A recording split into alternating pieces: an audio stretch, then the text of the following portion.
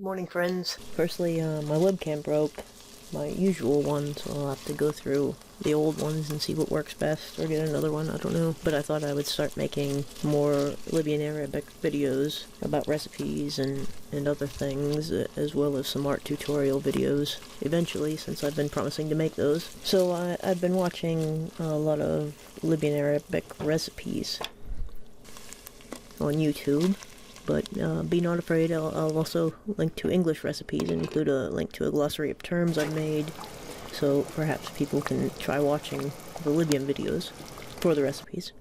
Also, African Food Network's website has a recipe in English, but it's not exactly the same as some of the recipes I viewed in Arabic because it uses tomato sauce rather than tomato paste and water. And the spices in various recipes can differ, and some have individual dry spices, some have spice mixtures like hararat, and they all seem to say makruna. They seem to use a lot of ditalini for this recipe in particular, but sometimes also elbow macaroni and other similar types.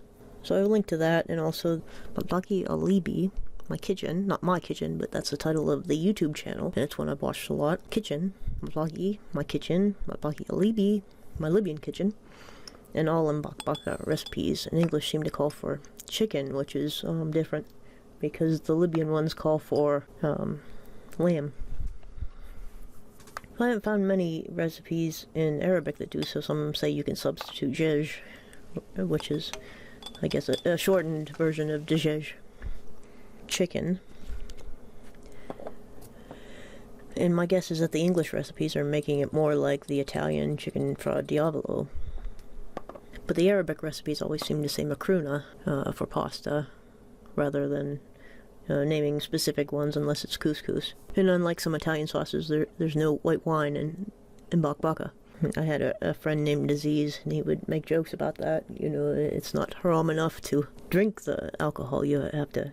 People are now trying to eat the alcohol by putting it in food. But I think that the alcohol actually cooks off when you put it into cooked food. I'm not sure. English recipes also tend to suggest jalapenos, and the Arabic ones just say filfil, whichever hot peppers you want. You know, filfil har.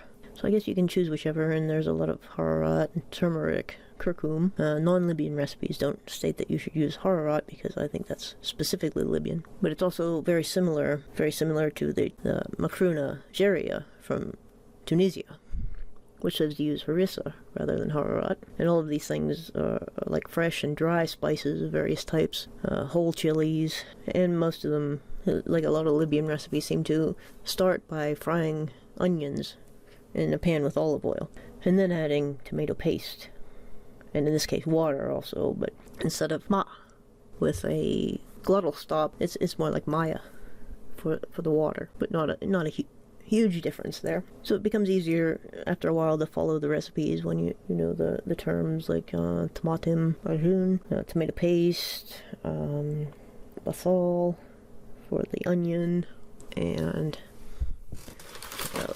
other ones here. Zaytun, curcum, filfil har, makruna, and so on and so forth. And it's good to practice your numbers by with the measures. I will put up some links to recipes.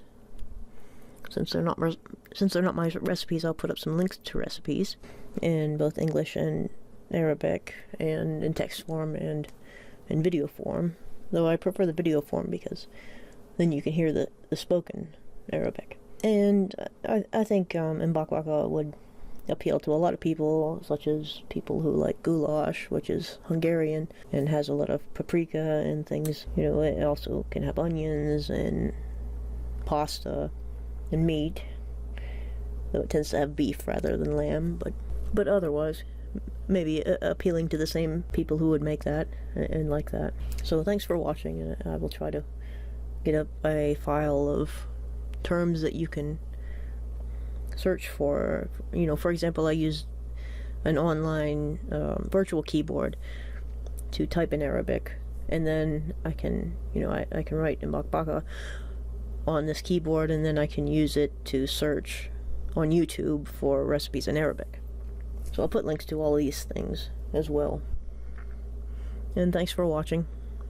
I'll try to get more things up once I get a working camera again.